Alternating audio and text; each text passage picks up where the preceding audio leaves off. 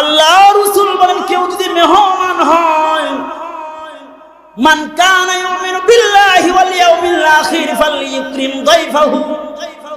আল্লাহ রাসূল বলেন কেউ যদি পরকালে বিশ্বাসী হয়, আল্লাহতে বিশ্বাসী হয়, তাহলে যেন মেহমানের একরাম করে।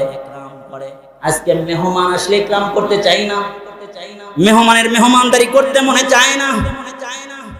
আল্লাহ রাসূল ধরে বলেন, খুব শক্তভাবে বলেন, ও আমার উম্মতরা, ইমানদার দাবি করবা আর মেহমানের মেহমানদারি করবা না, এটা হতে পারে না।